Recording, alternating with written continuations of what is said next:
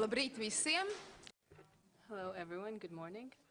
My name is Dace Akula. I'm the expert of civil society, and I'm glad to see you here on this beautiful Friday morning here in this room, because it makes me hope that you are interested in this topic and getting involved in this very valuable conversation about which this conversation will be. And those who are watching us from Facebook and other networks can watch a part of this conversation directly wherever in the world they are. And why did I put this picture in the presentation that you see in the background? Because I believe that this conversation is about how to not get lost in and not to get overworked in civil society organizations and how it happens in Latvia. We are doing a very valuable work to serve the interests of society, and we're trying to focus on the sustainable development of the society and the goals of the civil society.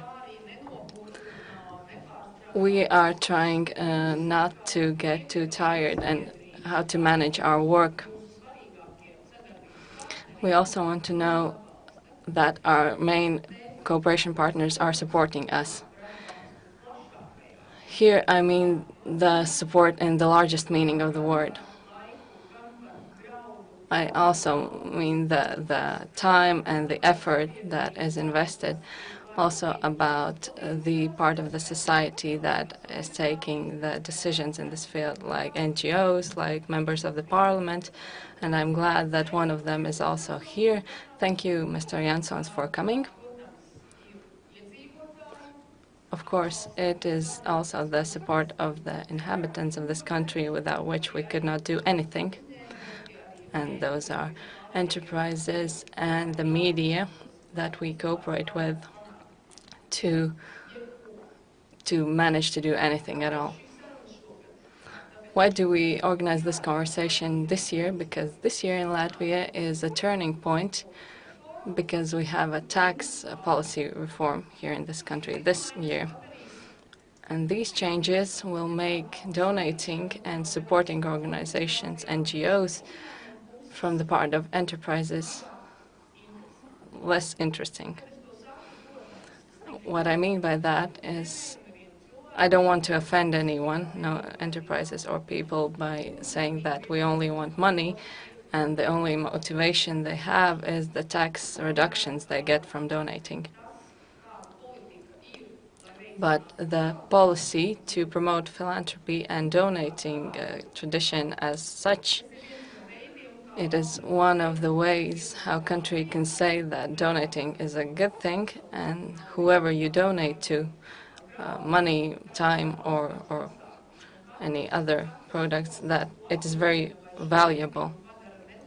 And every step that hardens and makes this procedure more difficult makes people doubt whether we understand about what we're talking about, because it's not about the fact that Dace Akula needs work or anyone else in this room needs work, but that we need sustainable development in this country, which is more visible than 2 or 3 years ago.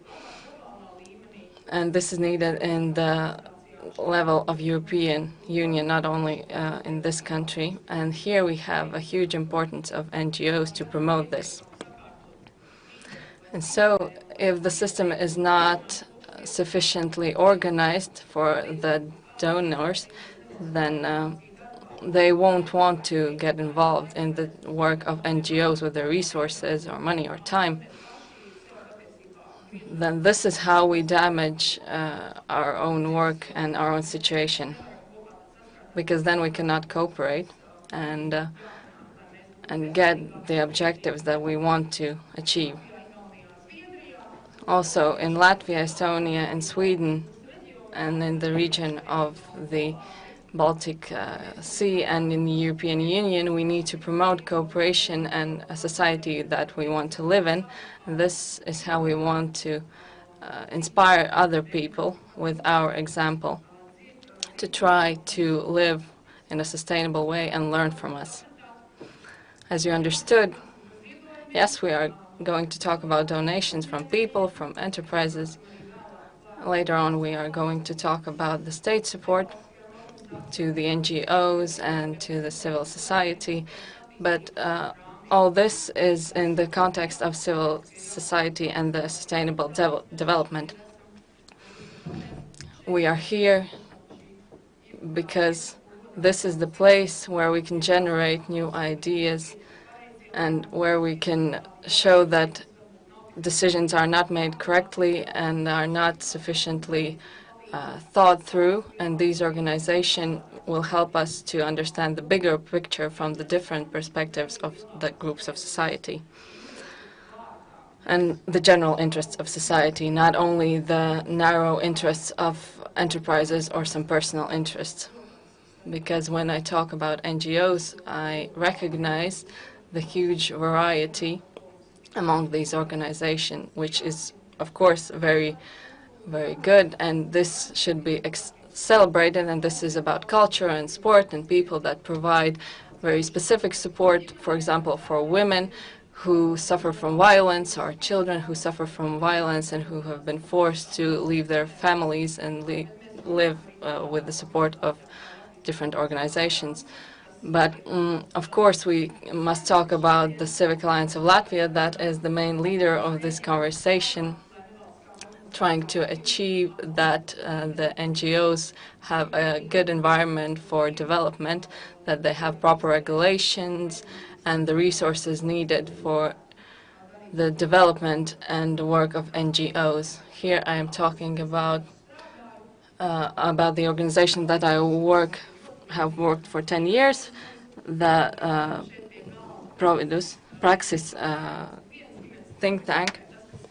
And all of these organizations is a big family. Praxis is in Estonia, and here in Latvia we have a similar organization. We are trying to analyze the situation and see the bigger picture and promote decisions that are based on knowledge for the interests of the society. And about this topic, I wanted to finish the introduction with telling about the civic society in Latvia. And in Estonia, we have a similar equivalent that is fighting for the rights of civil society and the development of civil society.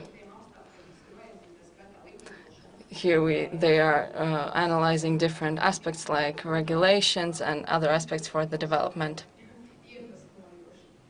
Here we also have many inspiring colleagues from Sweden, the Global Challenge organization, that is working with the global challenges, of course, and two other colleagues that can share many similar thoughts and inspirations about the situation in the field of financial aspects of the NGOs and what the situation is in Sweden.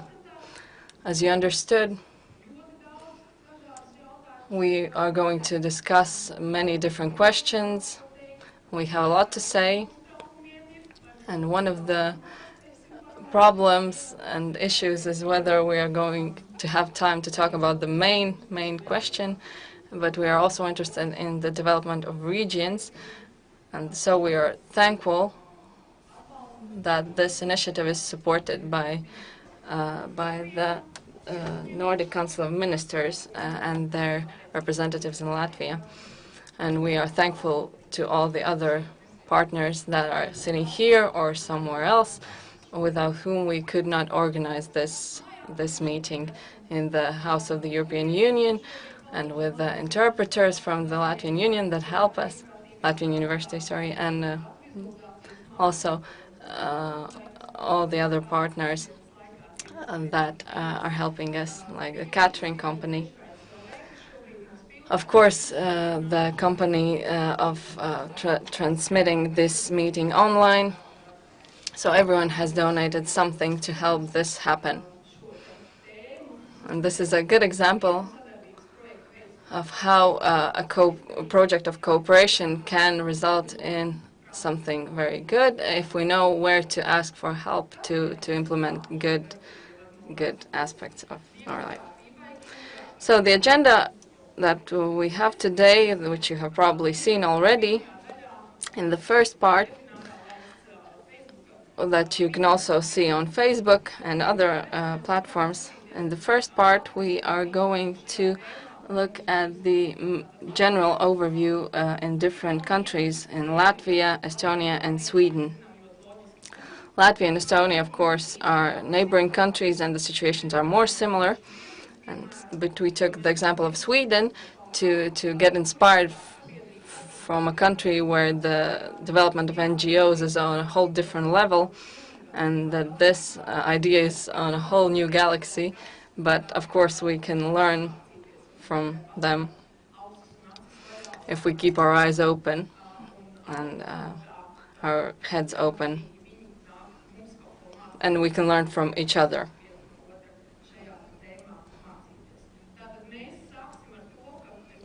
We will start that each country will have an opportunity to express themselves. Each of them will have 15 minutes to tell about the situation in their country, to show the main data, and the challenges in their country about this topic. And please, if you have any questions, note them down, but we will ask them after all the three countries have presented their data, so that we can talk not only about Latvia, Estonia, and Sweden separately, but about the general situation in the Baltic states. Not to lose the focus, but to talk about general situation. And this is here we can compare the situation in all the three countries and what we can learn from the best practices and from maybe not so good practices.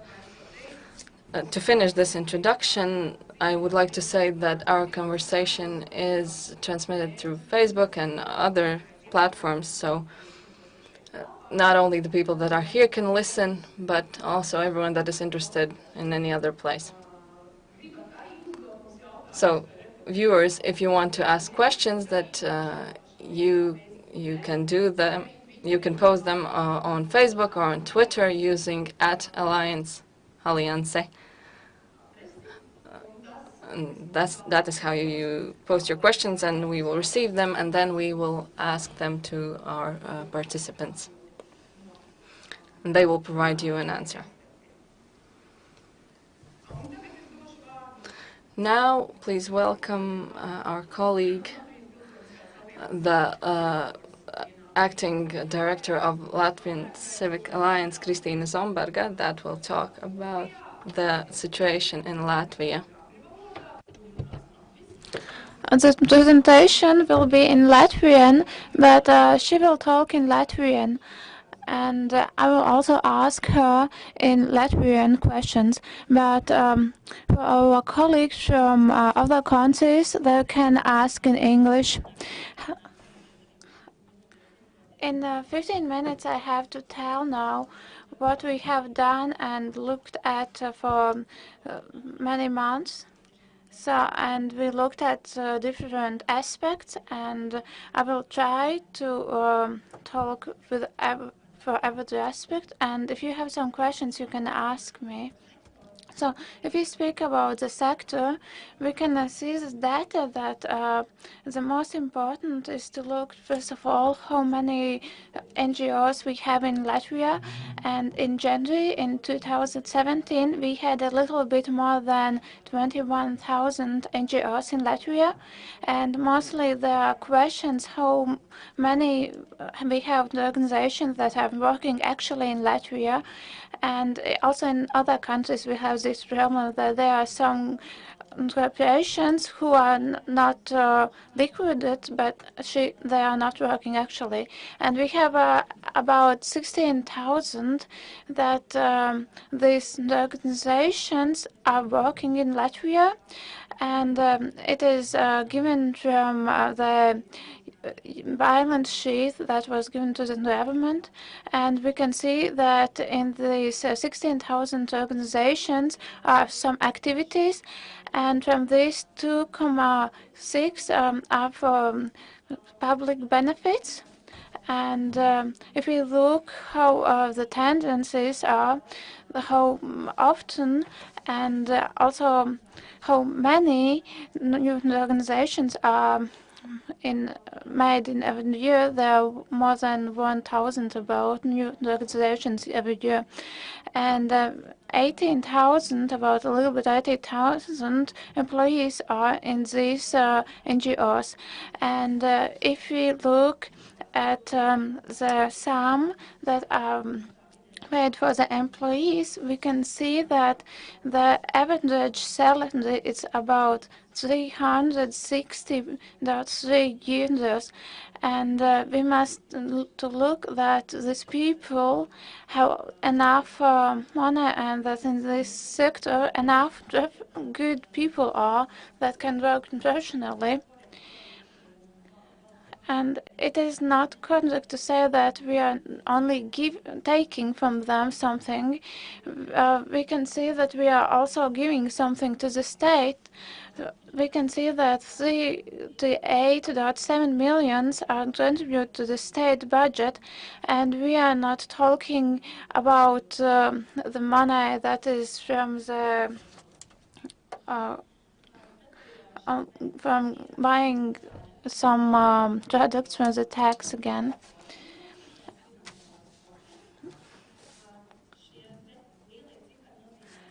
When we look at the big numbers, we can see how many millions were in each sectors. And there's also in percent how much it was. And you can see that from foreign donors are the less from all the parts. Then we can see that there is the member fee, and we can see that for the member fee we have a really small percent in comparison with other countries, and this fee is not really big actually, and it is just a fee to show the others that we are actually in this organization. And when it is for a corporation that's bigger, then these fees are also bigger. And then the project grants is the next biggest, and it is from business and also from the state. And if we look what is here supported, we can see that for the sustainability, the most are not we have NGOs that are supported, but actually the NGOs are more or less the ones who are helping and helping in this situation to give grants. And when we see about the sectors, what we can see about the ministries, not only about the city governments, councils, then can we see that it's religion, leisure, and the third is security. And then we can see that there are places, things that are not so supported. And then we can look about agriculture, and it is also something that is important about. So, of course, we need some backup financing from the grants, and we have to get millions from foreign countries, because in Latvia we cannot cover all the need for the funding. Of course, it is different in each domain, because there are fields where these economic activities are much more active, like sport and culture, where we have big events with tickets that are sold for money. So this upkeeping is much more expensive than in other domains. So the main source of funding is donation that we are going to talk about today, which is a fourth of the total funding. So any limitation by regulations and laws means that the amount of financing will fall and decrease.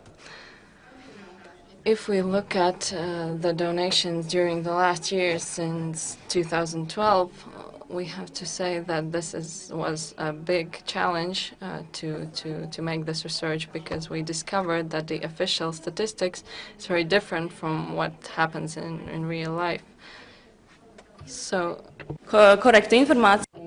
I want to provide you with good information, because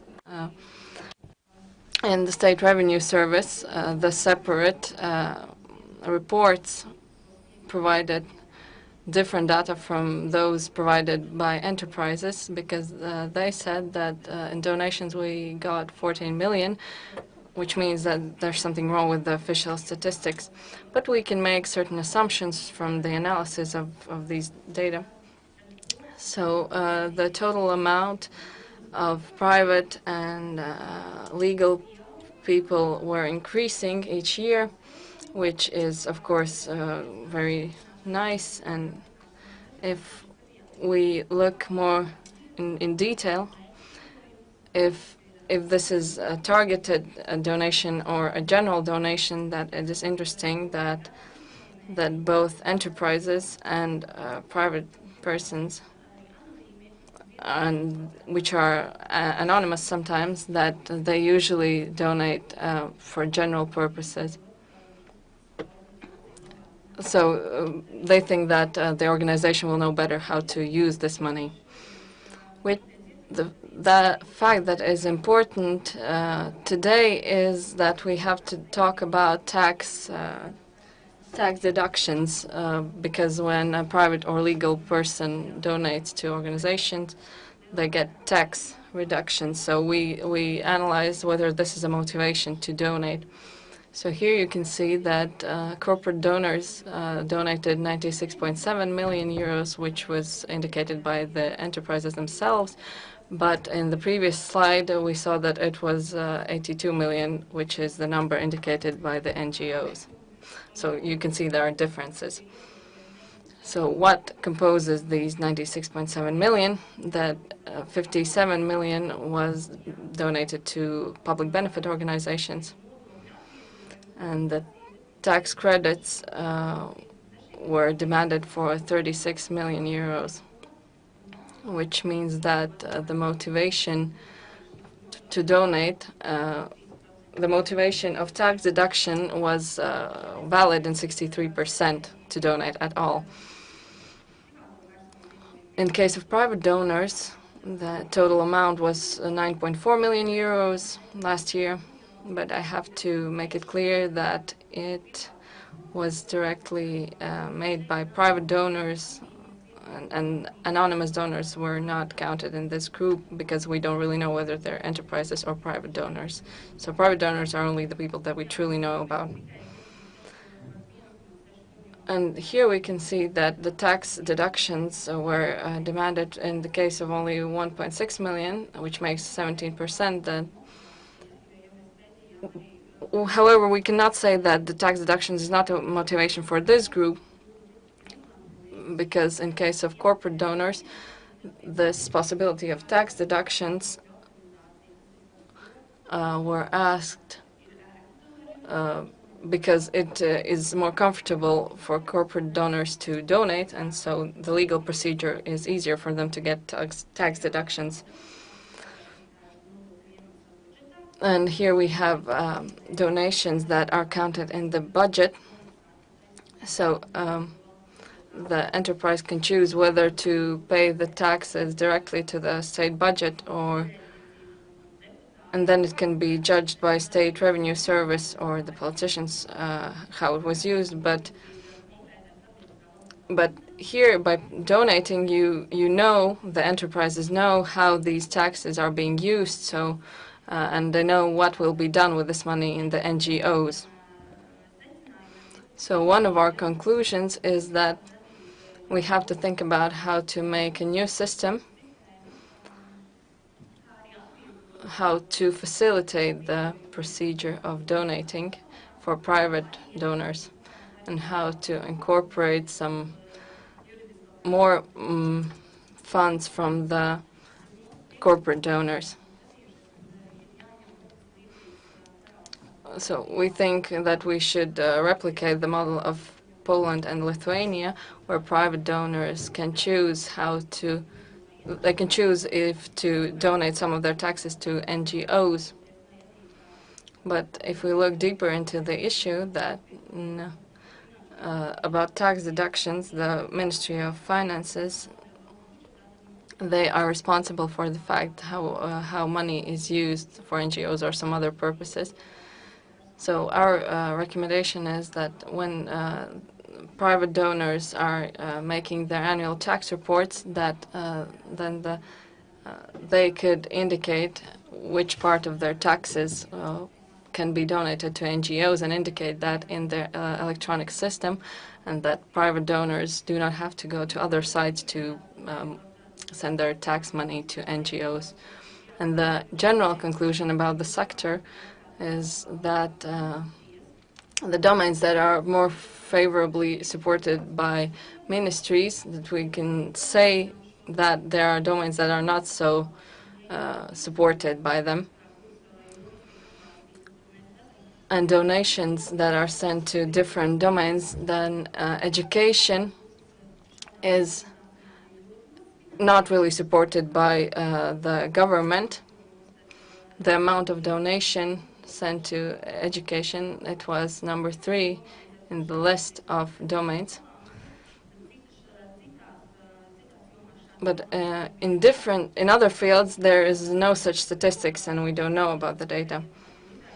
The overall challenges that we can see in this field,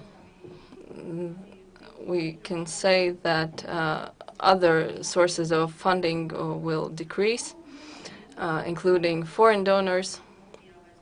As we know, there is no source fund in Latvia, and European Union structural funds will decrease next year, as well as European Economic Area and the Norwegian finance mechanism will decrease in Latvia, and those will not be 10 million like it was last year, and those will be only 8 million euros, so we will feel the difference of 2 million euros.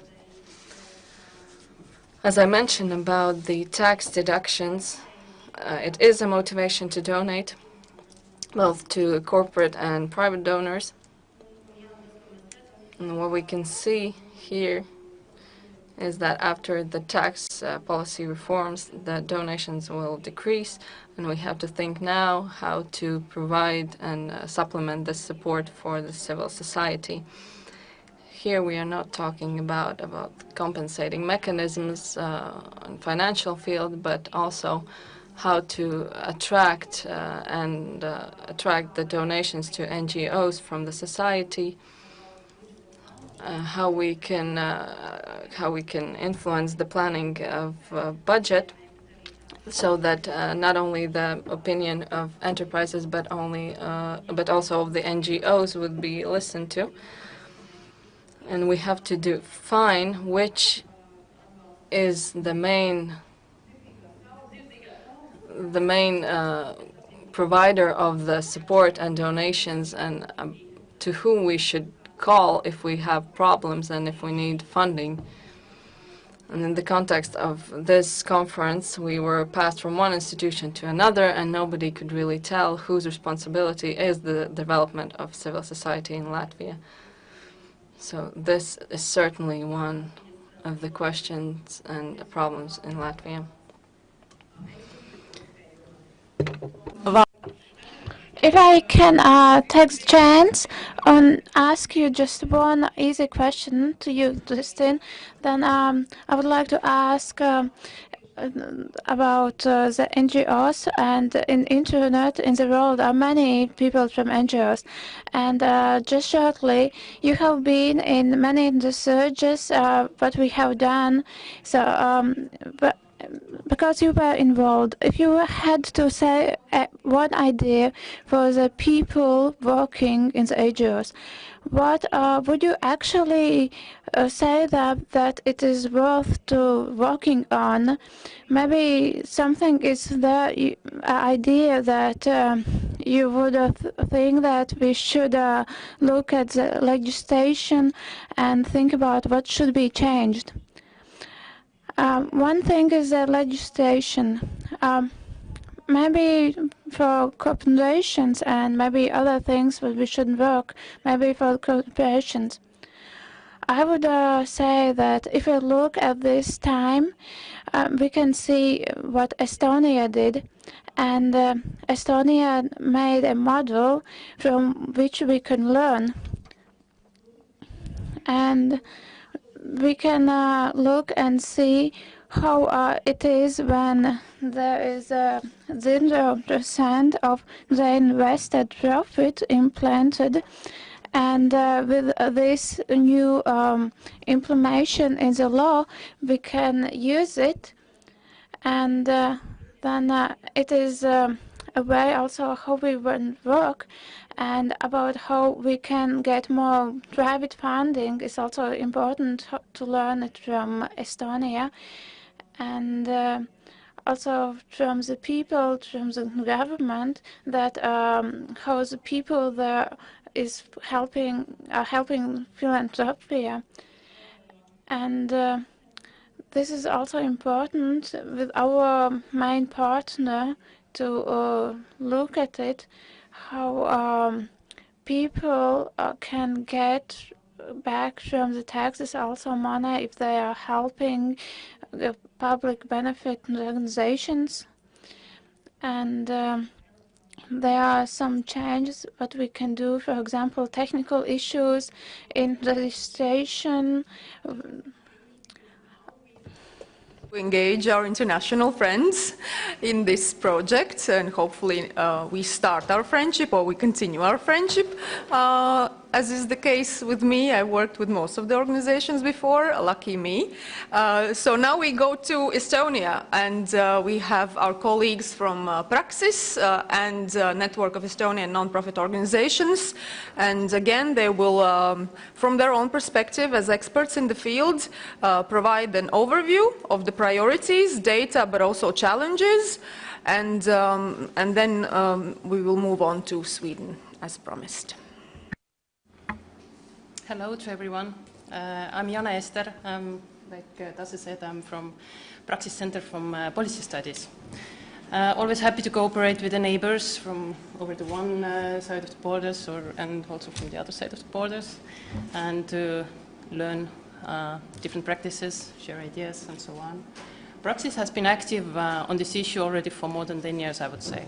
So the funding issue of CSOs is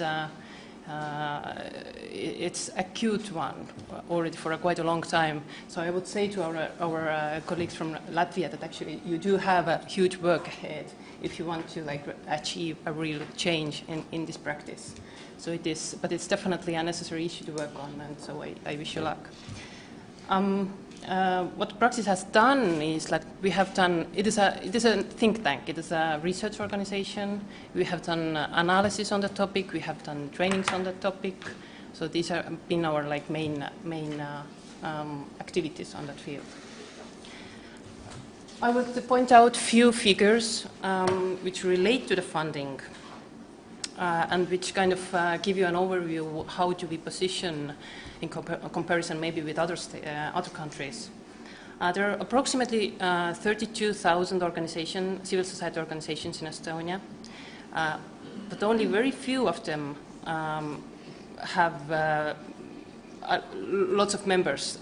Most have less than 10 members in their organization. The biggest group is 41%, which is quite a huge number with very little membership. Also, 21% have only paid staff, which also indicates that they don't have enough resources to employ people to work for them.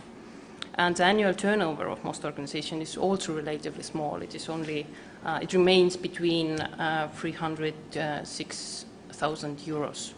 So it's also quite a small amount, if you can see. Oh, sorry. Yeah. What is the structure of income of civil society organizations in Estonia? The most important part belongs to the membership fees, and it is around 58%. And also local government and municipalities are providing lots of support, and this is the second important income source for the CSOs in Estonia. There isn't that much economic revenue from the economic activity as we would like to see. It remains quite small. It is around 28%. And what we can see, what is our main interest in connection with the topic today is the donations. And we can see that the physical persons contribute around 18%, and legal persons around 14%. The trend is controversial a little bit. The amount of physical persons is, the donations of physical persons is slightly in increase. Maris will talk about this later as well. However, the donations of legal persons are decreasing. So this is kind of interesting trend, what we are kind of have to face. There is a question. I don't know how we are going to. If I may, is there a technical problem? Vai tā ir tehniska problēma, vai tas ir tiešām jautājums, ko jūs gribētu noskaidrot? So hold on, we need the mic for that because it needs to be translated.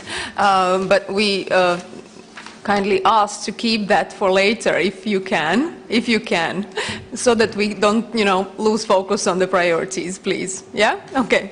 Save the question. Okay.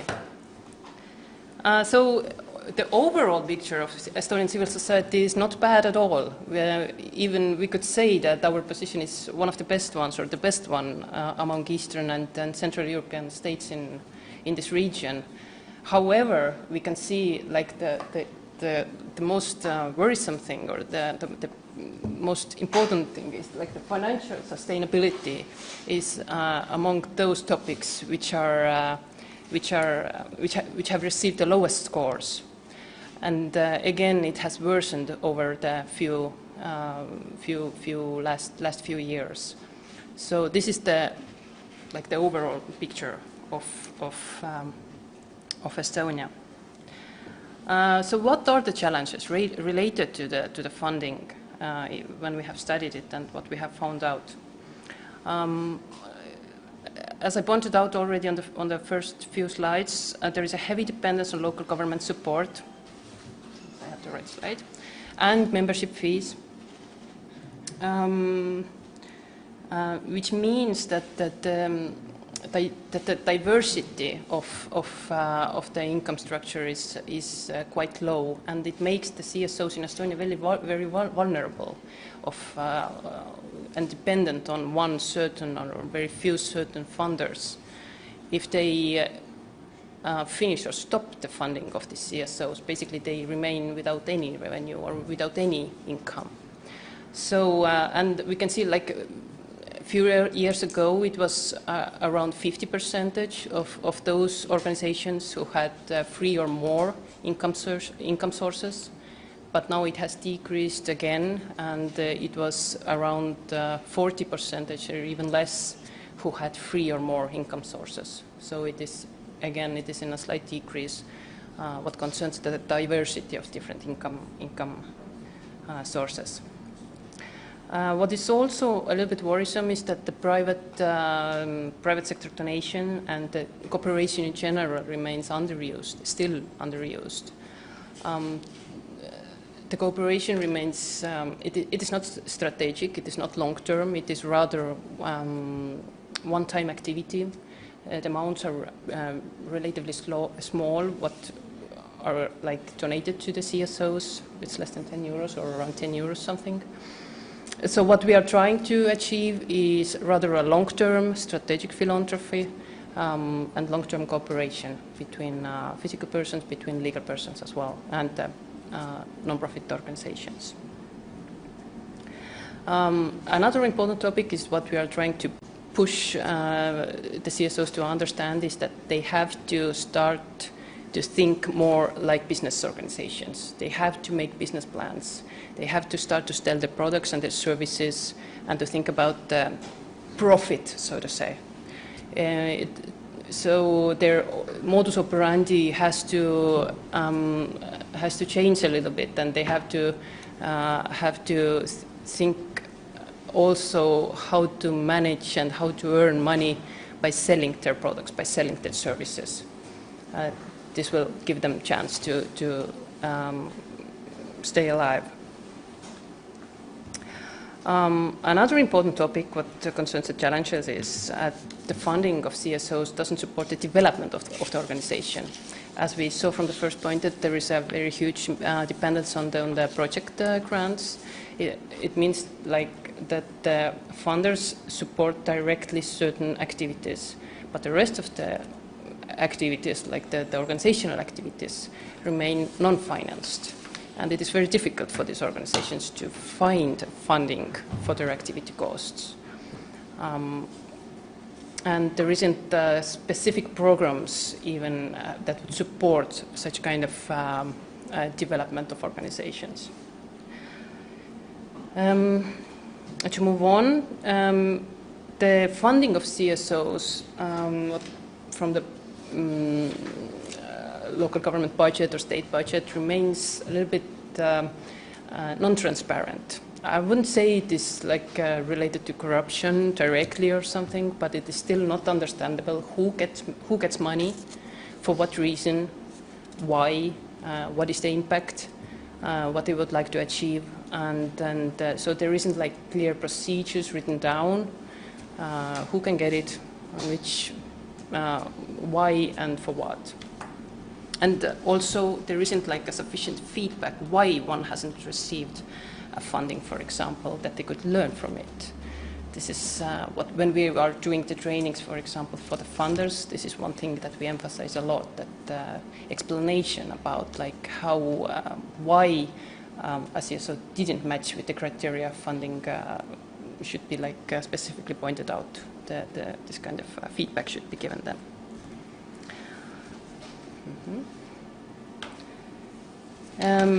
I mentioned already that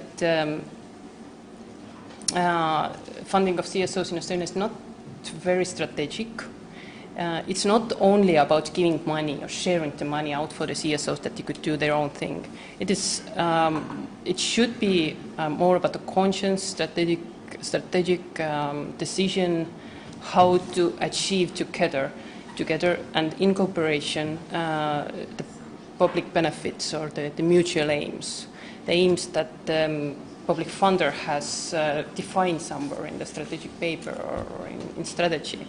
So this link between public benefit and funding of CSOs is often missing.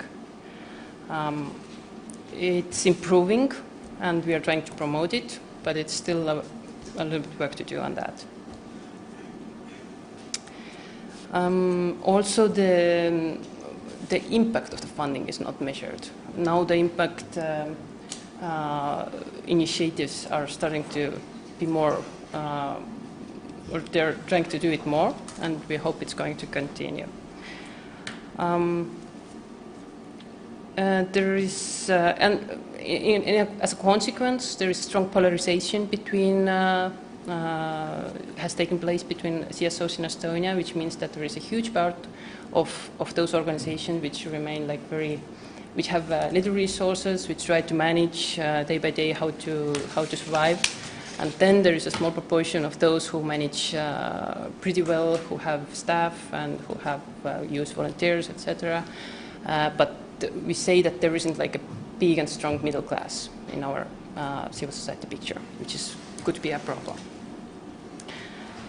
So actually, I'm going to pass to Maris now, who's going to talk about the next steps, what the state is trying to do. Okay, thank you, Jana. I'm looking into the trends from the civil society side, and I like the way civil society is not just talking that, well, things are really bad and nobody supports us, but I really like it when in civil society we try to find ways how to make the environment better for funding, as well as to learn new skills and knowledge to face the trends and to manage with the situation that we have. So in Estonia we are in a quite a good situation because our parliament has adopted the civil society development concept, which says that civil society should be a priority in the country. The concept was approved 15 years ago, and we cannot say that all the developments have been going as we would have liked them to see.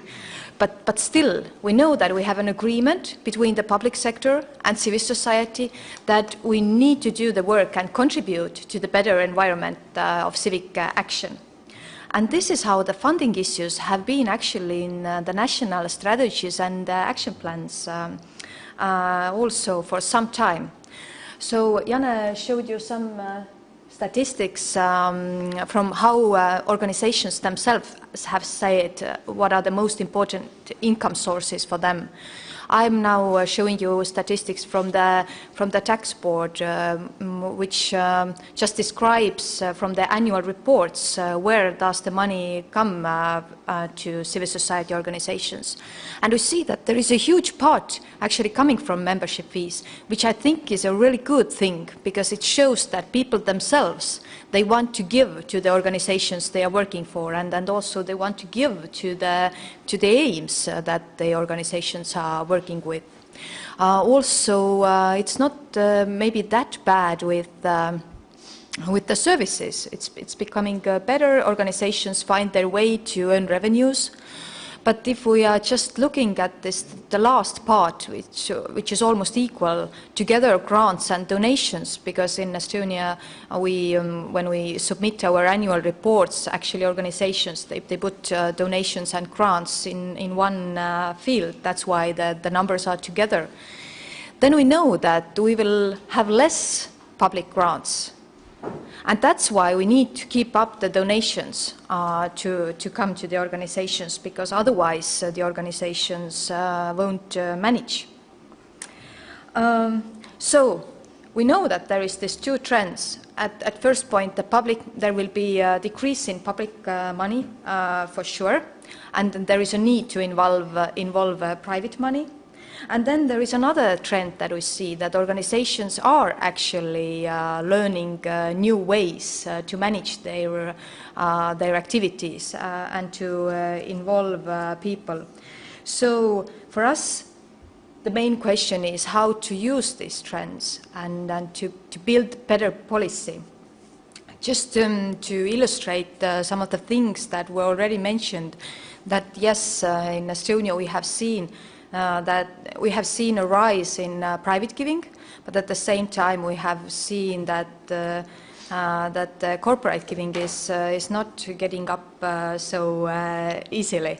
That's why probably there are needed some policy measures to motivate enterprises and businesses and owners of businesses to be more involved in social causes. But the good trend is that we also see that actually the number of the people and the enterprises who are donating, this has been rising. Both of them have been rising. So it also shows that, well, things are not going that bad in the society, and we just should use these positive things going on. So we need to make fundraising easily accessible. Make it very easy. The giving should be made easy and supported. And I think if we also work with the culture of giving and culture of fundraising, then it's also possible to decrease this polarization of organizations, that there are less skilled organizations which don't manage, and then the better ones who do manage, and we don't want to have a civil society which is unequally structured. It's not so easy way to know that your slides are at the back, but we try to manage, and I have the final word with some with some of the proposals that we have been working together with the Ministry of Interior.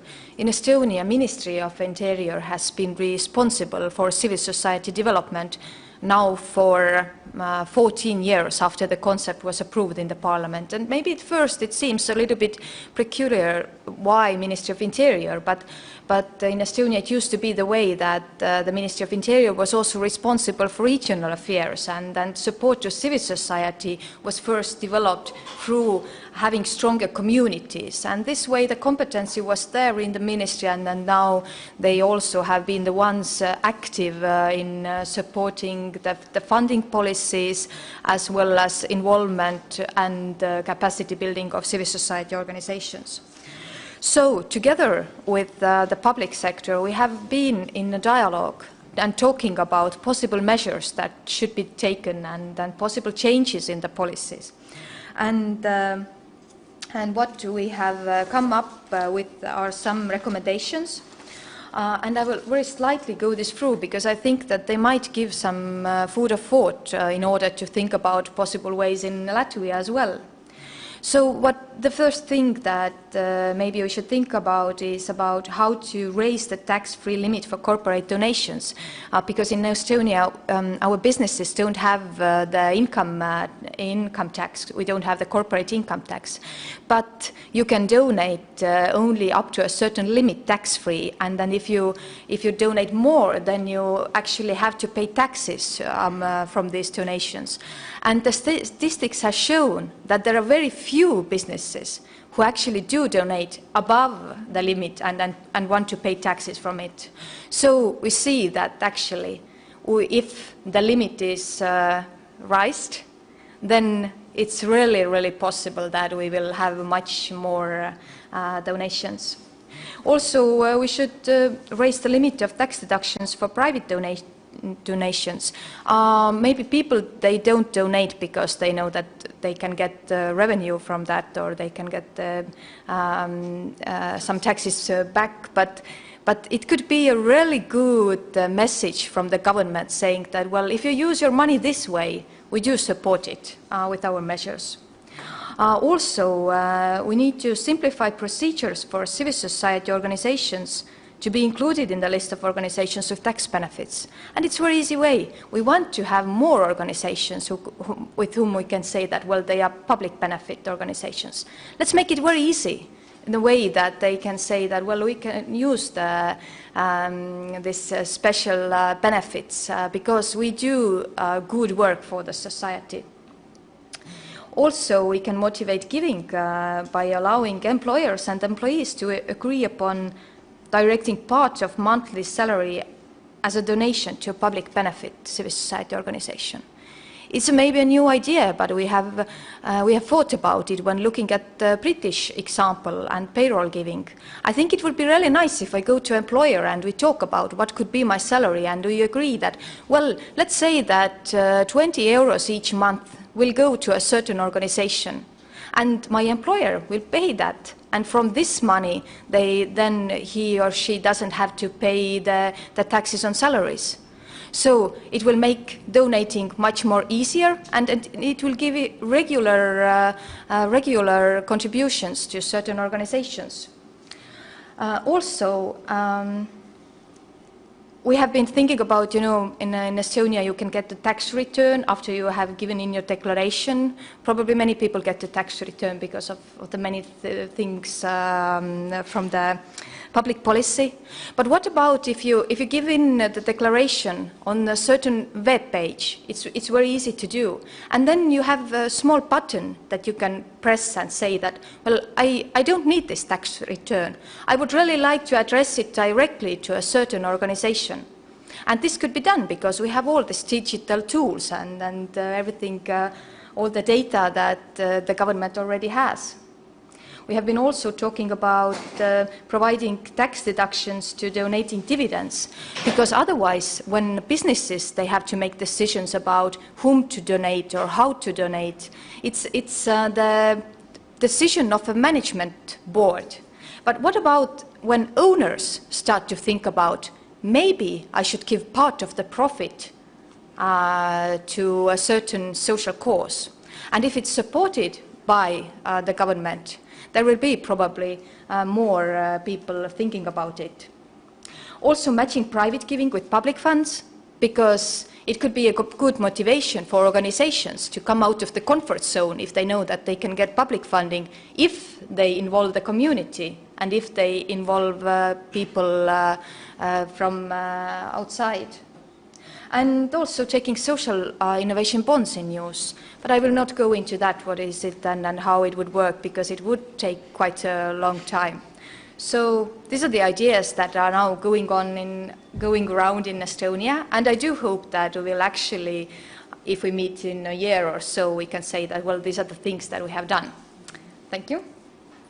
Thank you, Maris, for this. I think I haven't overpromised and under-delivered by saying that you will hear inspirational ideas that could be picked up and at least discussed in more detail whenever we have the time. And we will have some time later in the afternoon. But without further ado, I will now give the floor to our Swedish colleagues. As I said, their name says what they are focusing on, global challenges. So sustainable development is one of them, and they've really done extensive and very inspirational work. We've worked together on migration before with their colleagues, so I know that they tackle also many other really global challenges, and this is, again, one of the reasons why we were so interested in bringing them on board, and I'm very happy that they agreed to be part of this conversation. So I will give floor now to Birgitta and Clara to continue. Thank you. Thank you for inviting us, and I'm glad to meet you today and to listen to something more from the audience as well on the situation of the civil society in Latvia. I'm from the independent think tank, Global Challenge, and Clara as well, and it's kind of another body than the other two. We are not doing analysis of the civil society, but in this project we serve as a node where we are connecting the organizations from Latvia and Estonia with the Swedish organizations working with the same issues. So I'm going to present some of the material we have from the seminar we had held in Stockholm this September from the Swedish organizations participating at that one. We in Global Challenge are mainly working within the framework of Agenda 2030. And we do believe that the Nordic countries have a part to play in promoting sustainable development and multilateral cooperation.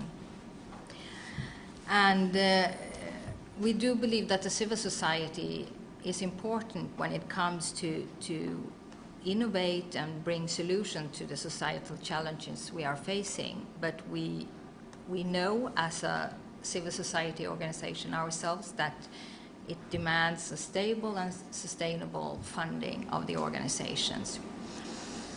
And the Nordic countries are, as many of you already know, in a quite different situation. We have a long tradition of non-profit organizations and a whole range of different civil society organizations that really has been the foundation of the creation of our societies.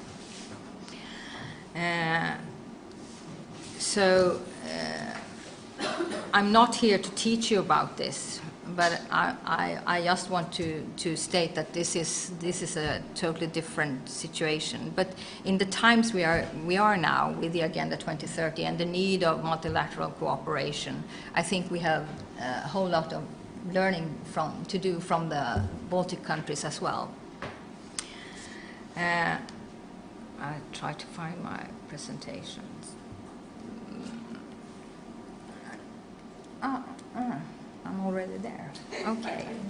Yeah, you did it. Okay.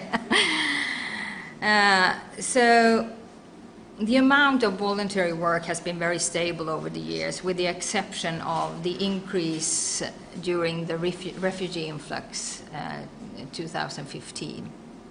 This was an extraordinary situation in Sweden, and the number of volunteers increased rapidly. And the main part of the activities in the Swedish civil society organizations consists of voluntary work, and 88% of the voluntary actives are also members in civil society organizations. And the voluntary work done in the Swedish CSO was, in a research study from 2010, estimated to 400,000 full-year labor hours. And that's an amazing amount of efforts put into the societal development and maintenance.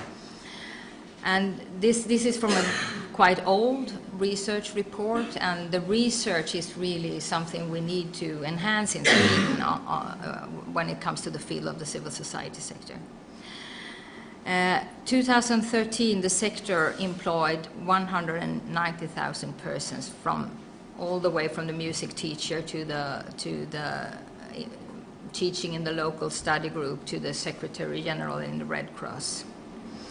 And 60% of these employed were women. So the sector plays a pivotal role on local, regional, and national level.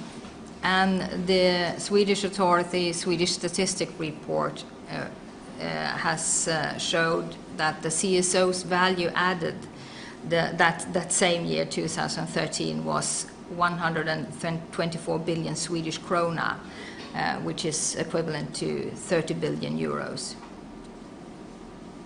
So it's a fair share of the GDP as well. And this result did not include the voluntary full-year work. It was only the money that was turned in the sector. So the Swedes are in an international comparison very active. 80% of the adult population state that they are member in one or several organizations. So this is something we are really counting on, that this sector should work, and it should be a strong part in the societal development.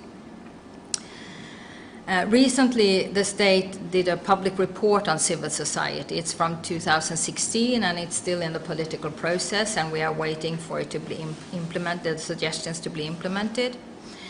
And they analyzed the sector from the perspectives of the CSO's democratic value and impact, the social value, the social capital, the national economic value, and the contribution to a cohesive society. And the last but quite new way to look at it is the value of the CSO's action capacity and radius of action.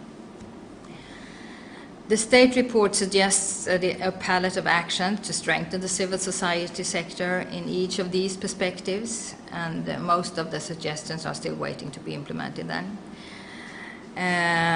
But still the sector are arguing for another state report on the long-term funding. So we do share the same problem, that we are not seeing the long-term perspective on the funding policy.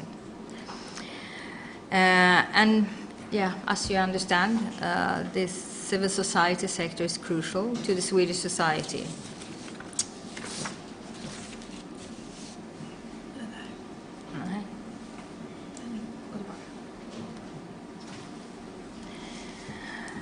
So, trust is something that's really a core of the Nordic societies and the civil society work in the Nordic societies. This shows even when it comes to donations. No, I'm on the wrong slide. Oh. Yeah, sorry. There. Sorry. So, a little bit about where the organizations get their funding from.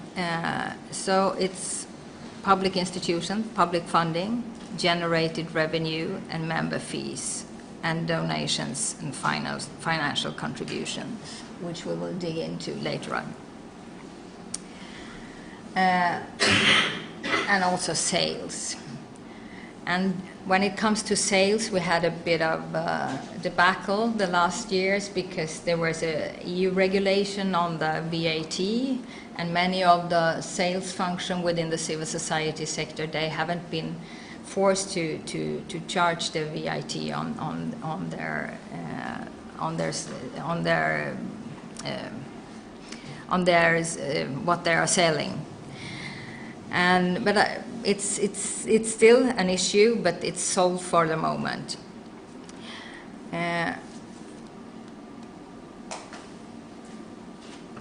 Sorry, Brigitte, if I can just ask you to clarify, generated revenue and sales, the difference. I understand that there's a question from the audience that the difference, how do you account? You can generate revenue because you can have a company as a civil society organization. And then there's special regulations how you can deal with the revenue. You can have a revenue from an you have stocks, you have endowment. Yeah, endowment. So it's a difference. So sales is from activities when you are selling everything from the sausages during the football game to the old clothes in the Salvation Army shops.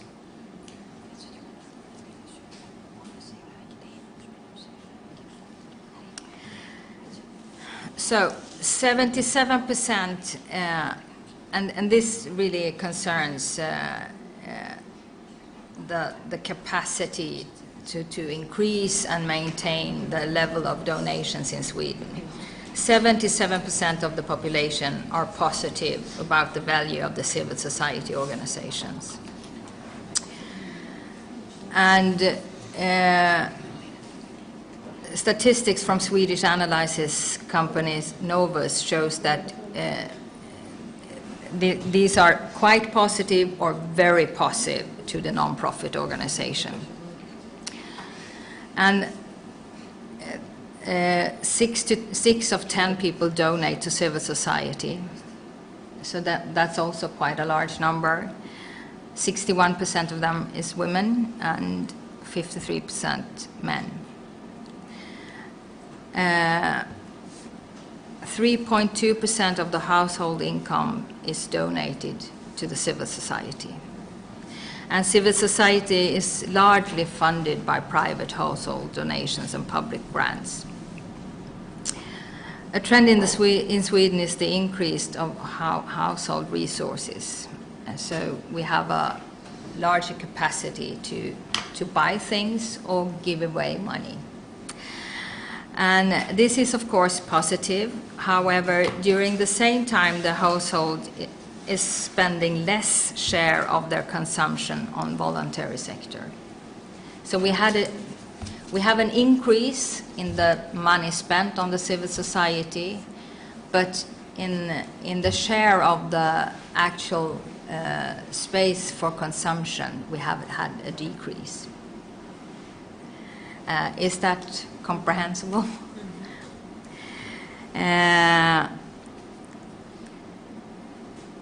8.7 billion Swedish krona, almost 1 billion euros, is donated in Sweden.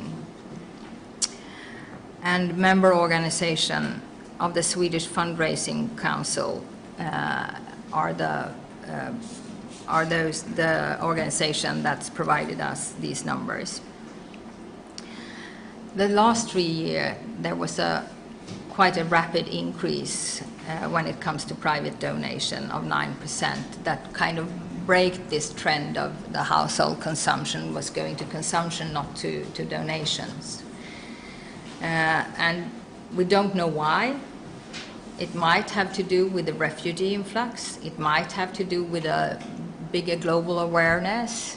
It might have to do with the public television is very, and also the commercial television is very focused on helping the donation organization with big galas on television and so forth.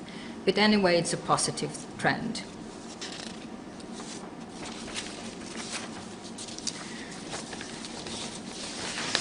So now I'm at this slide I was trying to force on you before.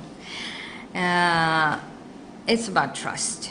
So it's a pivotal factor when it comes to donation.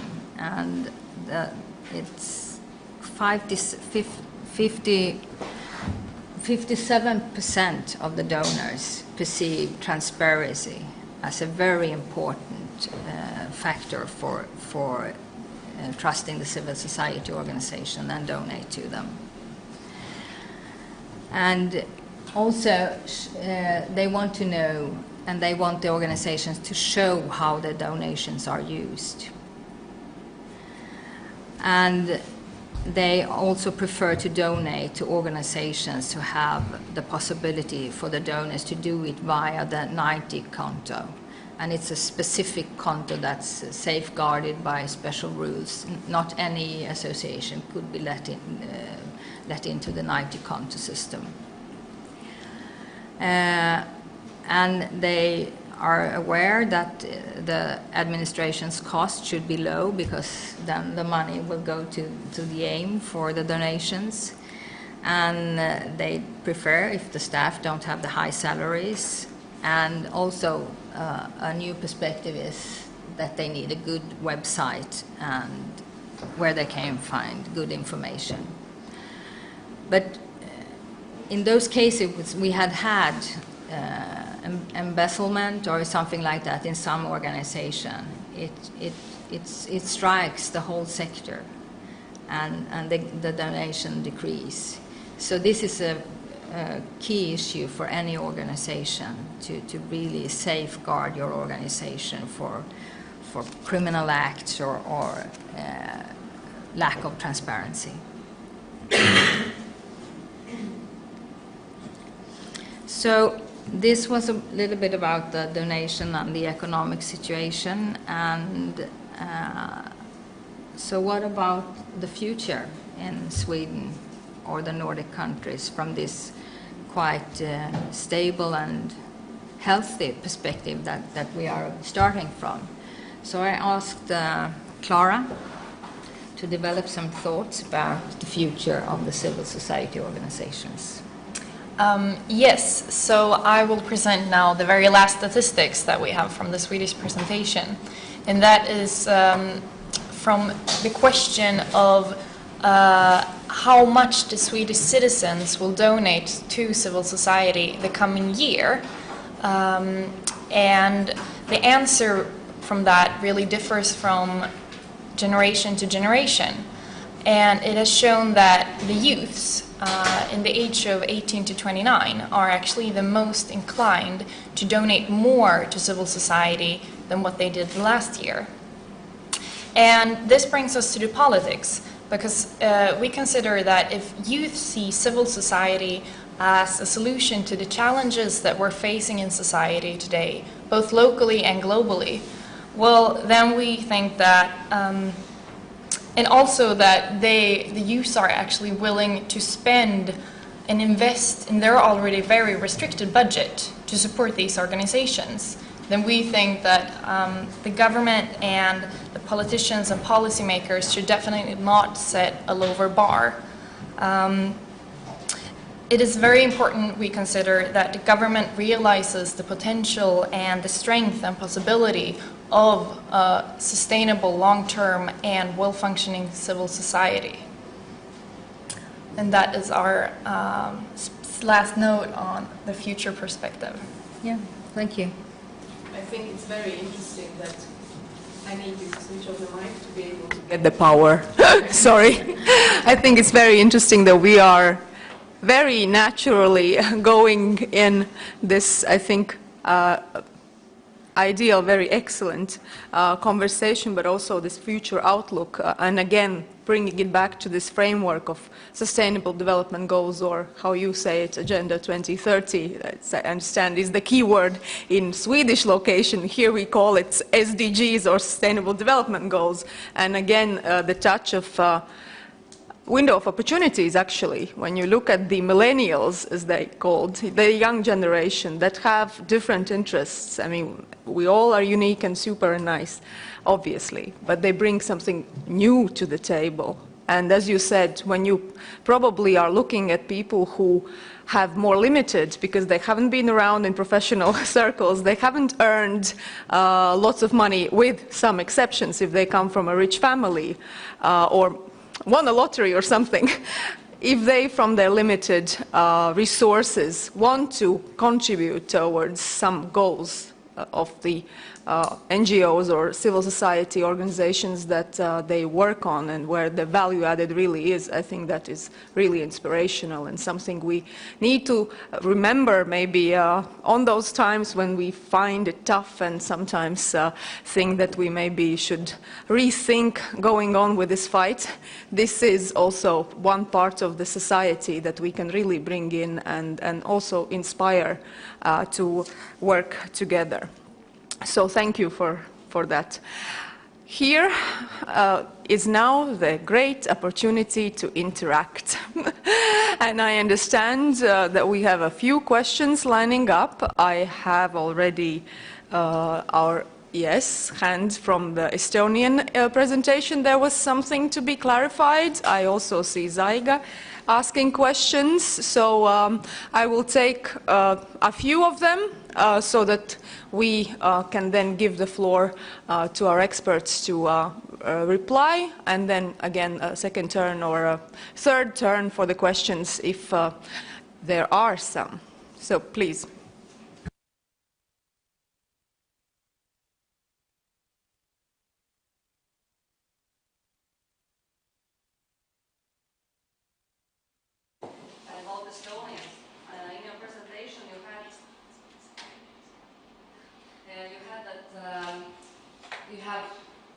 Money from the local government, which is a certain percentage, but you didn't say how much actually NGOs get from the state.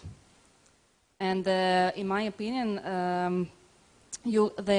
actually the membership fees you actually showed on this slide, 58%. Is it really that the civil society organizations get this much money from the membership fees? And is this all third sector organizations, or is this like narrowed segment of organizations?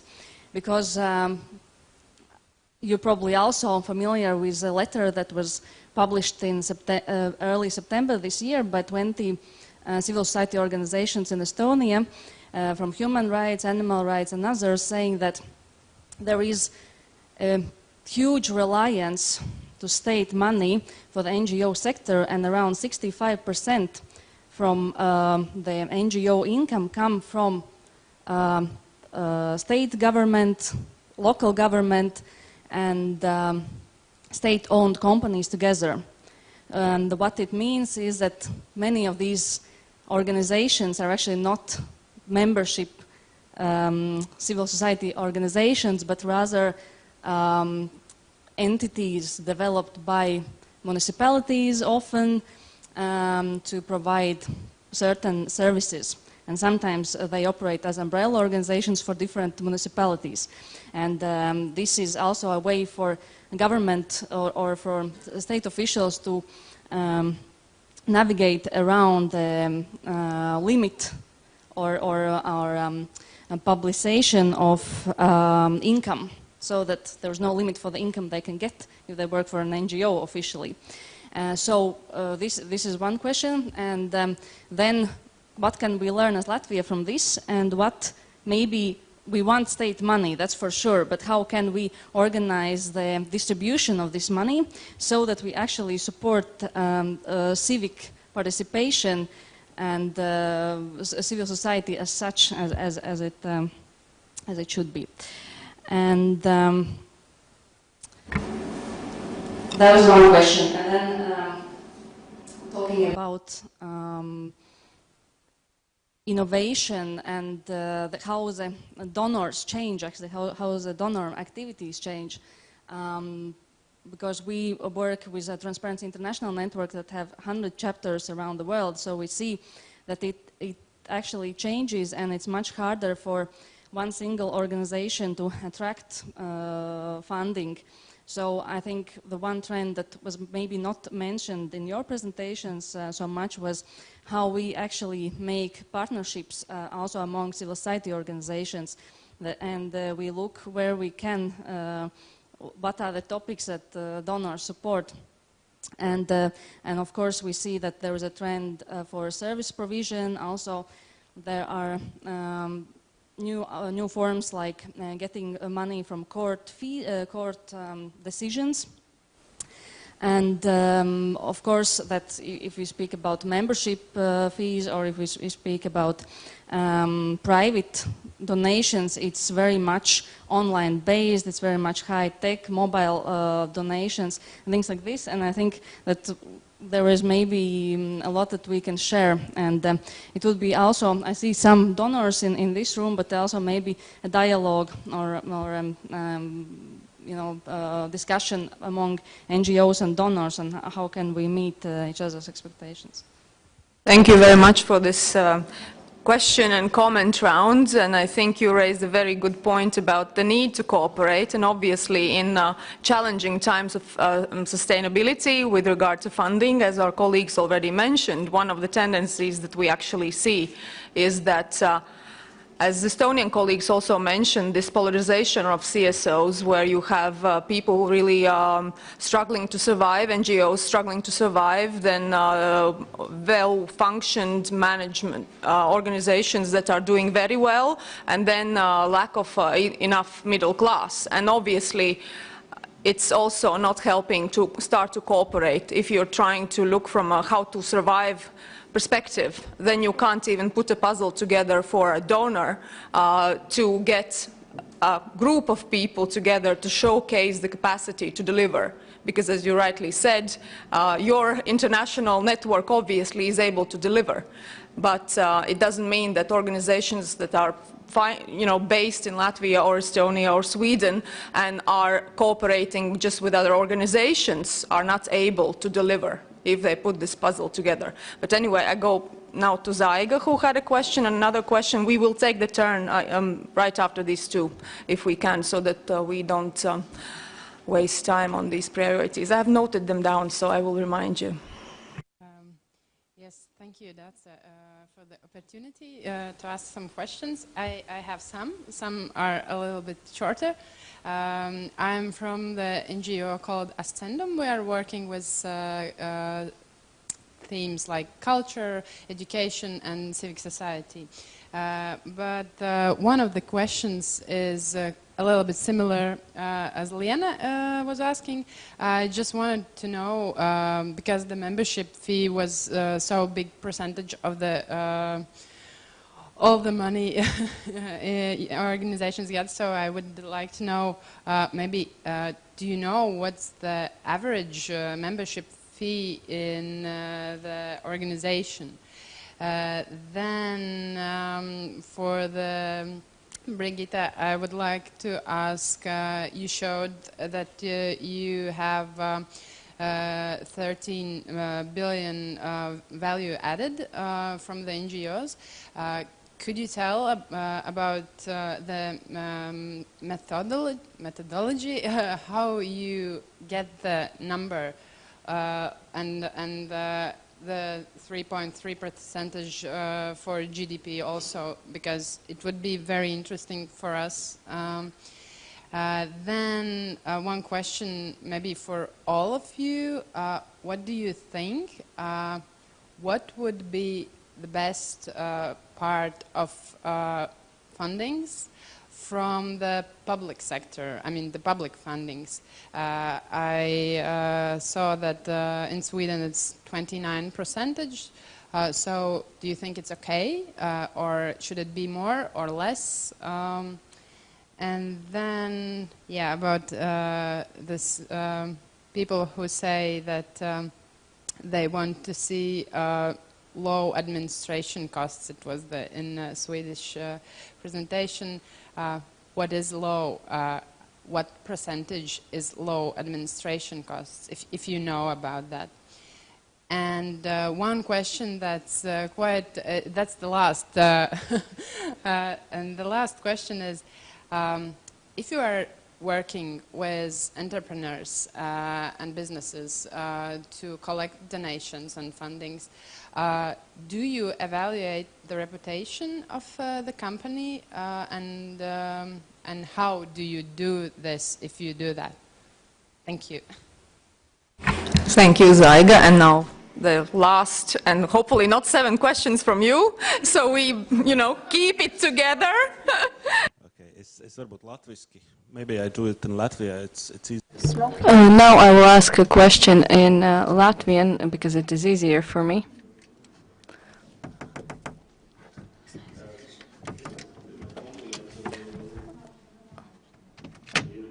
Yeah, okay. So the first compliment I would like to, and a question, let's start with the Swedish colleagues. The main question about NGOs is that the society needs it, and the fact that you have member fees as such a large part of your financing means that society really supports you. And how do you communicate with the society? Okay, it's through television, and in Latvia maybe the communication is a problem because we don't really communicate with our society. Of course, the NGOs in Latvia have to take into account that the afterward generation in Sweden and in Latvia will not last forever, so we have to work with the new generation, which is a compliment to the Swedish colleagues. Of course, a compliment to those who are in a much worse situation than us, but still manage. Of course, it is a great solution to digitalize the act of donating. We'd have to return to the discussion about 2% of the income tax should be donated. We refuse to do it. And if we restart this discussion, we have to look back at our experience, and we have to take into account the experience of Sweden and implement the actions of NGOs where they are needed. And the public sector and the NGOs must work for the society. And we can't separate that one of them is good and one of them is bad, but we have to work for a common goal. So this is what I wanted to say. Thank you.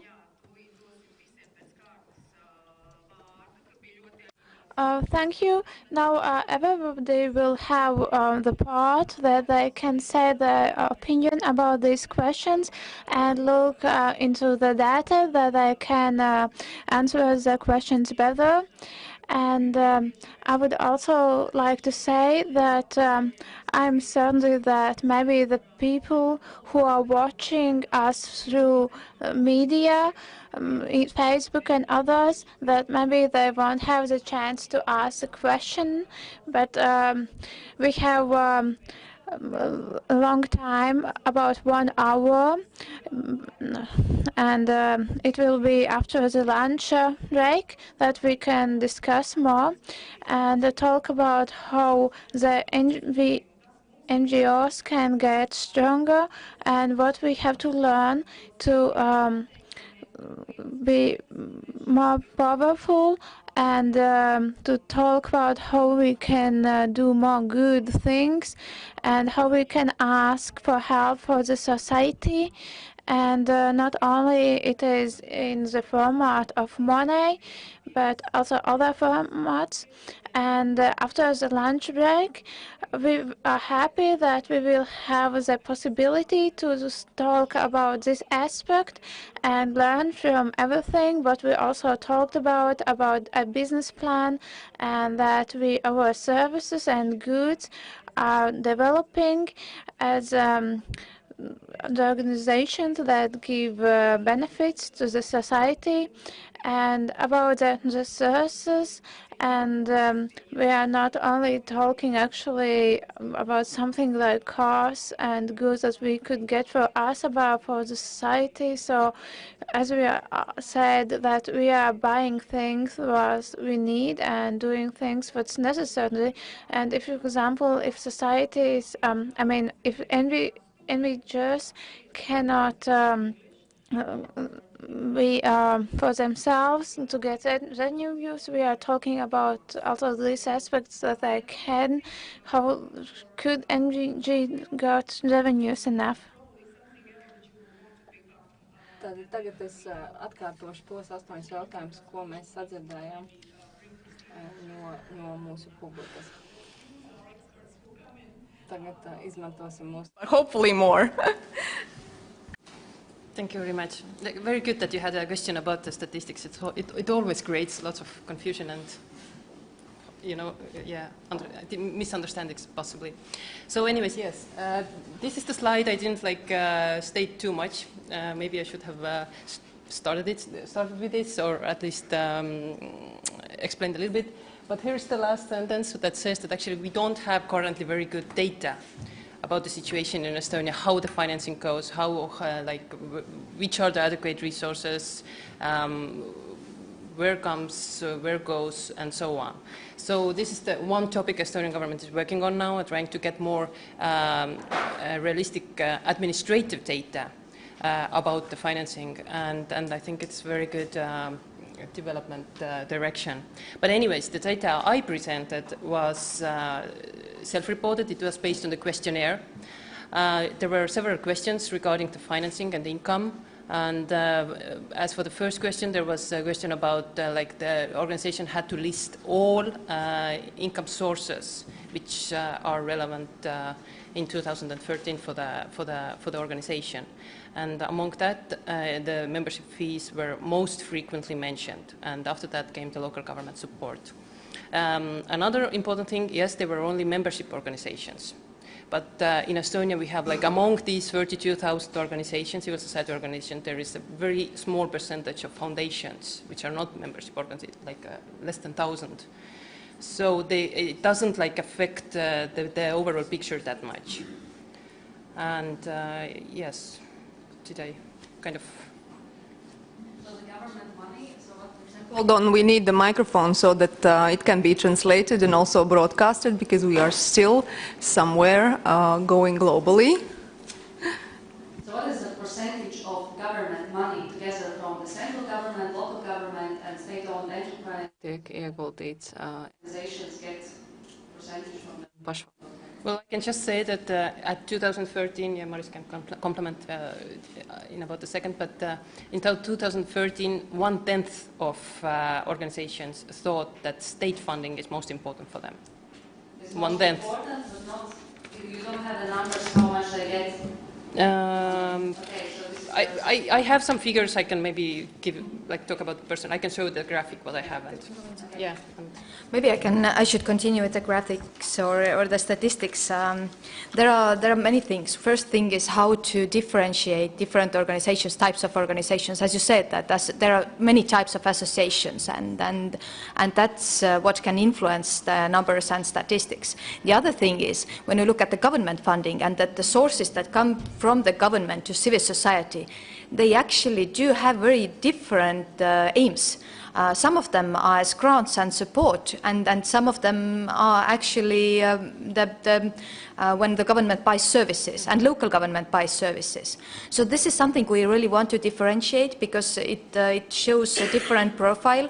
We don't want civil society who's just a service provider, but we just want to see what is the difference between service provision as well as supporting actually this the advocacy aims, for example.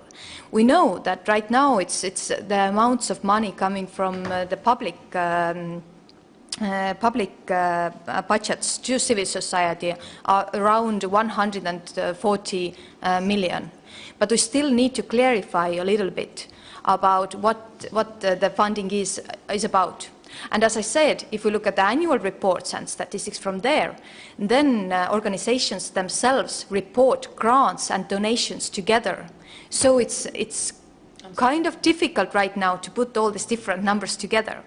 But about membership fees is that they are not that big in organizations. There are some organizations that never can have big membership fees. But at the same time, if there are very many organizations, community organizations, who mainly act with membership fees, and they say that this is the essence of our work, this is how we work, we don't want to underestimate these. So it's sometimes I know that there are right now going on also discussions about, well, donations and public funding, but we cannot forget membership fees, which I think are really showing that people are being part of it. Because, you know, probably in human rights organizations and others as well, there are these public discussions, policy discussions going about, is our civil society too dependent on government funding? And we say that, no, yes, we can say that, well, we do have to rely sometimes on it, and it cannot happen that the public funding will be decreased because there are so many things where civil society can be part of.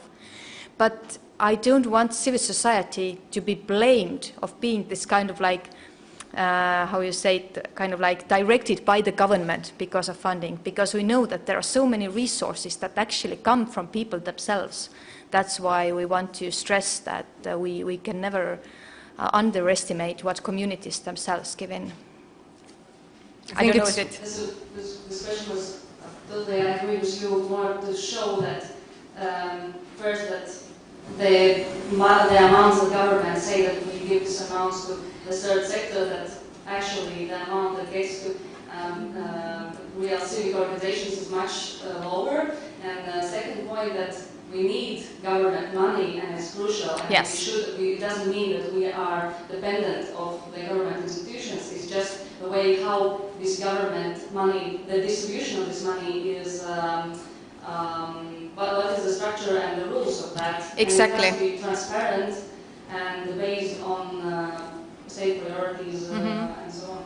And I think we should have another seminar about public funding because there are very many aspects. But today I know that we try to focus on the private money.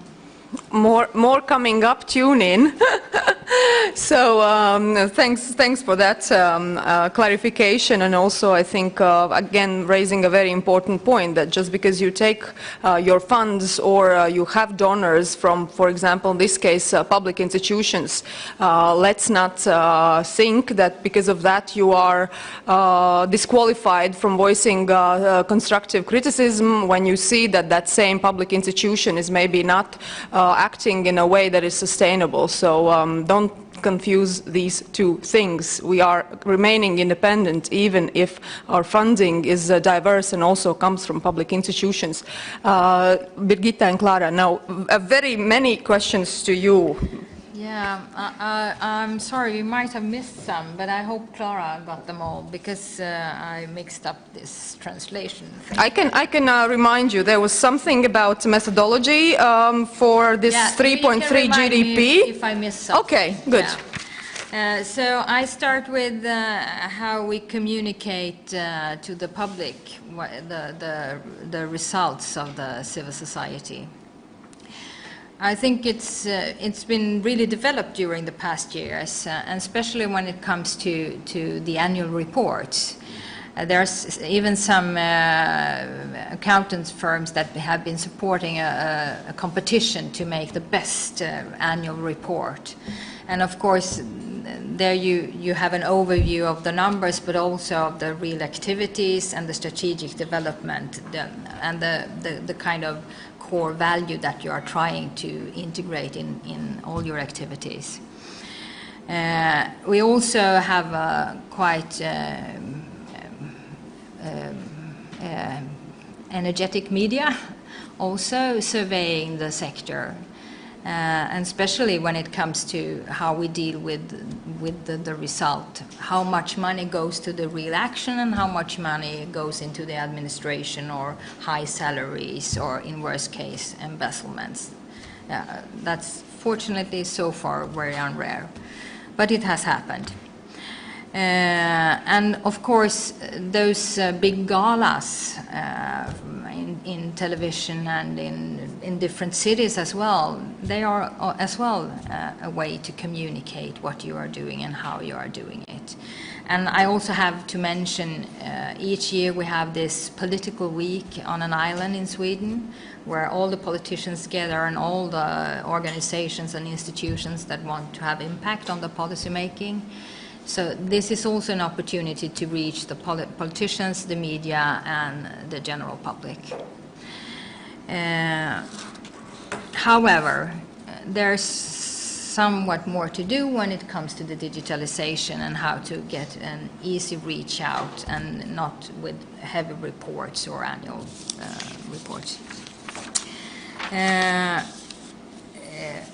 There was some question about the methodology that has been used. I'm sorry to say I can't give you a full answer on that, but I can give you the name of the reports and the researchers, and in most of the cases there are summaries in English and also contact to take. I can say that it was an icebreaker to have this measurement of GDP, and I'm sure that a large part of it was measured when it came to the salary that was turned around in the sector, because that was an epiphany when we realized within the sector that, Jesus, we are a large employer.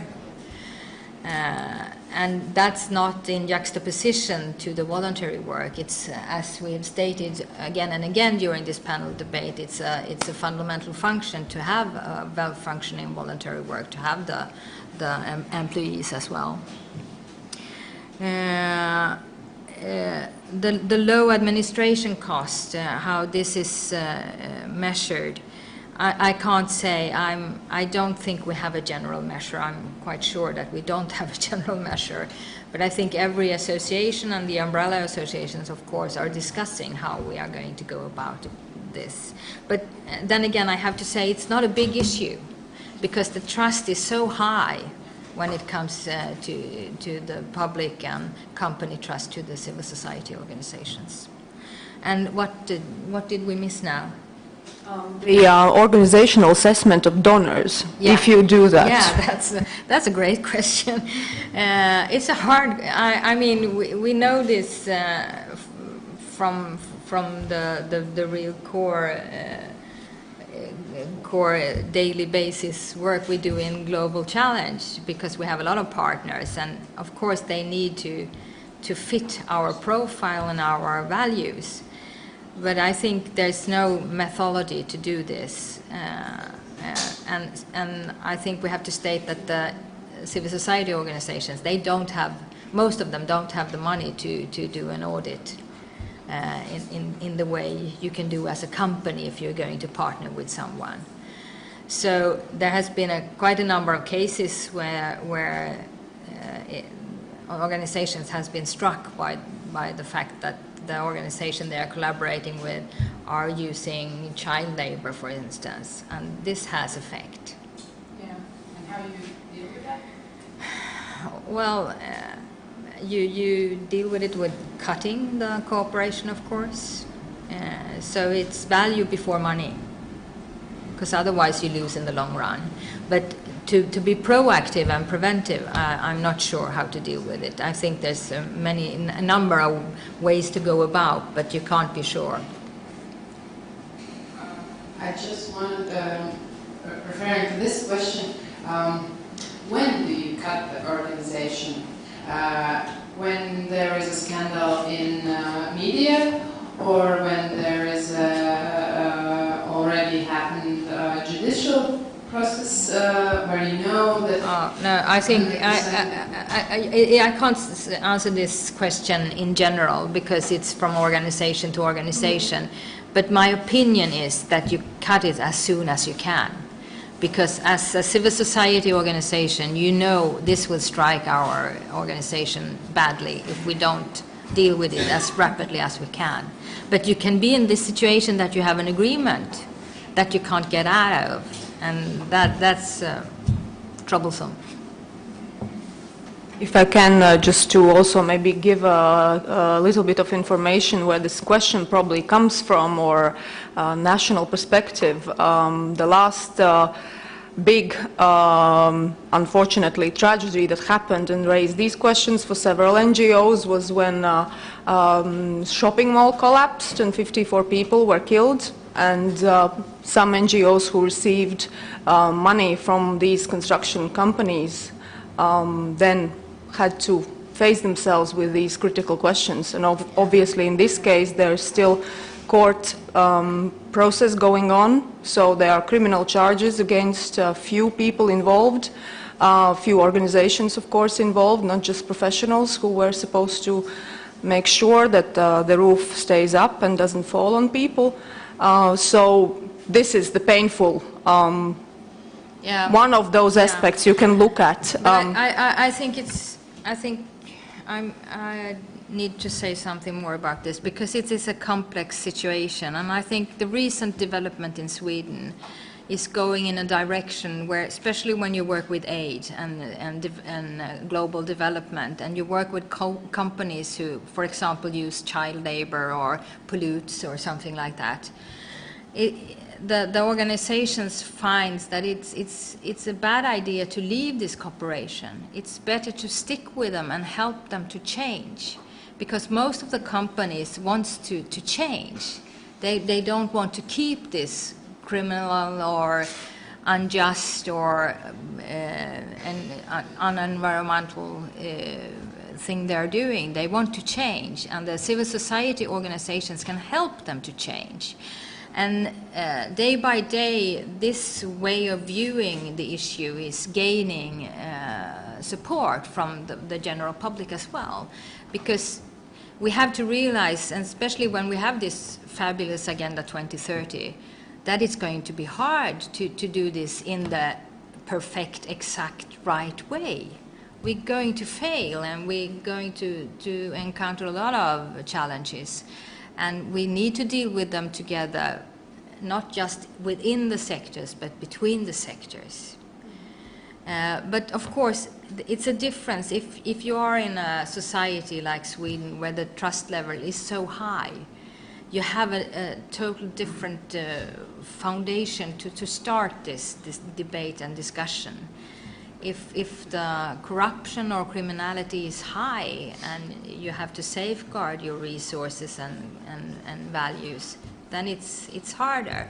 But this is a floating scale, and this scale is floating in Sweden as well, because we are getting more and more global and more interactive. So I think this connects also to the topic that someone brought up, the importance of the CSOs working together on a global scale to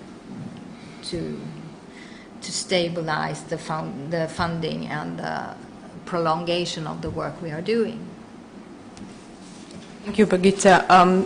Clara, do you want to comment on anything that the audience brought up, or should we give our Estonian colleagues a chance to maybe respond from their perspective also on these issues raised with risks that you need to face or need to be ready to face when asking for donations from companies, like just we said, these risks, and also not looking at it from a perfectionist point of view of instead of judging them on what has been happening in the past, which you can't change anymore, help them change and judge them if they do, on what they do later from their steps. Is there anything that you would like to bring into the table? I'm asking you that also, saying that because we started at 10:45, we also still have 10 minutes until we go for the lunch break. And again, I'm not trying to discriminate against Christina, but she will be here in the panel after the break, and we really have the exclusive chance to have our friends from Estonia and Sweden here. So really to have your experience shared with our colleagues here. I think in our case there have been maybe some questions about maybe if alcohol companies should be the supporters of some organizations, or what is the conflict between economic aims and then social aims. So there might be some questions in it, and I think that in civil society organizations are becoming more clear about thinking about their values and thinking about what is actually what we want to support with the cooperation with some certain companies. But I just maybe wanted to reflect a little bit about this use of public money, because we didn't have time to talk on it. But I think that actually all the funding issues are so much related to transparency. It's the givers, they expect our organizations to be transparent in what we do and to be very open about how we are doing, how we are using the funds, what is the impact of our action when we use the funds. And I think that if in civil society we start to value the transparency of using the funds, then we can at the same time be more demanding towards the state and say that, well, we would like to see same developments in what you do, that the aims are very clear and that the funding structures are very clear and the statistics is clear, because then we can see the society on the whole, how we all contribute and what we want to achieve from that. So this is one of the thoughts I just wanted to say.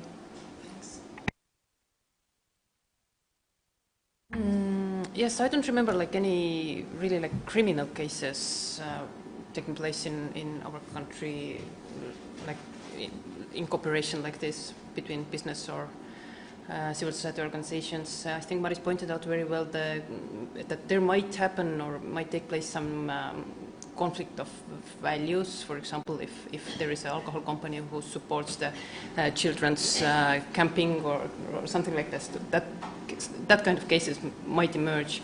Another interesting development or the issue in public media, what has emerged maybe is that donators, especially like physical persons, they're kind of raising the issue that a CSO shouldn't use the donations for the administrative costs. But this can be very problematic in some cases if like very heavy or big administrative costs are related to the activity of an organization. For example, there is one CSO who's delivering the food all over Estonia, and has to, collect the food. They have to like some things need to be put in the refrigerator and keep them cold. They need to be transported. So actually, there are like very big administrative costs related to their activity, and it's kind of raised as a problematic issue that they have such high administrative costs and why they are using the donation for that, which is actually pretty much justified. So. Yeah, these kinds of issues should be solved out and discussed further. But I really, I thought about one example from last year from civil society, which I think is quite inspirational for other organizations as well. There's a human rights organization who actually had a donation campaign saying that, well, this is the work that we do, and we really need to have an office to have a good work. And so they actually collected money to use for their office costs, and they managed to do that. And of course, these were the people who supported their action. The organization works as a foundation. They don't have a membership fee, but for me it seems it's kind of like this community support for the organization. And then they really do admire this kind of like brave actions in the civil society, that we try to talk to our people. We try to find the people who think that the things that we do are important, and to get supporters like this.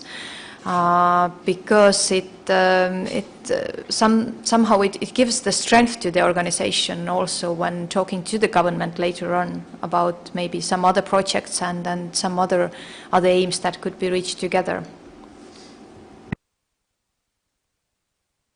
I think it's important to stress that when it comes to funding, it's always a matter of power and dependence. And I think we have to realize that we are in a state now where everyone needs the civil society. The call for the civil society is constantly increasing, and everybody wants the civil society everywhere for everything. But we haven't that strong and foresighted policies of how to build the funding systems or to invest in innovation and development within this sector. And we don't have it from the funders, and we don't have it within the sector to that amount that it really starts to turn the wheels faster.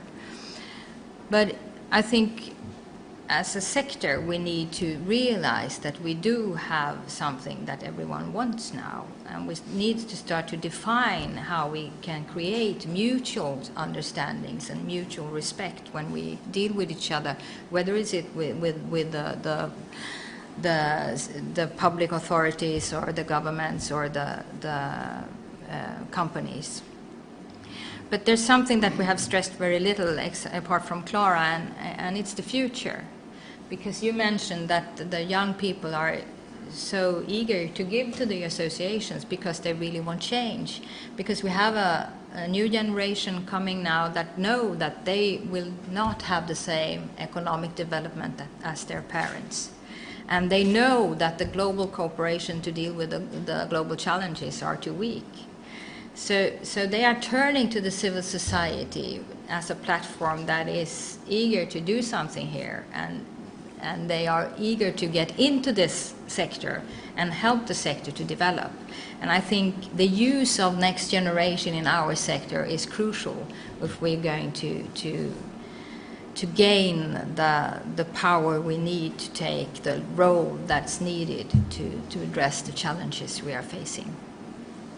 If I can ask just to Clara, as she is that representation, also your team member from the youngest talents that we can tap into, why is the reason, just a short one, because we have to go into the next phase, what is the policy or let's say a problem that motivates you to join in with the work of a global challenge, and what you think is the value added that you contribute to with your involvement as well? The one thing, the one problem, or let's say one challenge you feel very passionate about that you would want to make a change with your contribution too?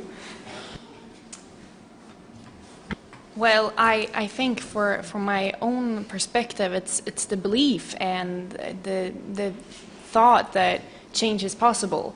And I think that it is really through civil society that we see that in so many situations in Sweden where there has been problems, for example, with the refugee crisis, it is really the civil society that organized and helped with both the just arriving of people coming, but also with a big part of the integration process. That's where the civil society really made a change. So that's really why I'm into this sector.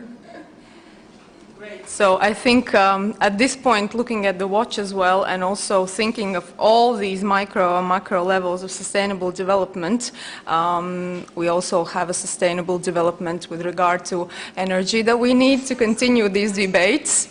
So with this, I really have to say I have absolutely enjoyed this conversation, and I hope the audience has as well here, as well in the live streaming that we have had. And just to take on that final point about one of those challenges that have been important in motivating Clara to join this team of CSOs. We are now going for lunch break, lucky us, the ones that are physically here, and the lunch is provided by social enterprise Humusa Komanda, which is a new enterprise, well, 1 year already in the making, and they are employing refugees that have come to Latvia from countries like Syria and Iraq, etc., etc., and they are making hummus, falafel, and all these other things that they really know about, and they contribute to our societies and to our bellies like that as well. So with that, I really ask you to join me in an applause for these great experts on the panel, and thank you for tuning in, those who have watched us from afar. Thank you.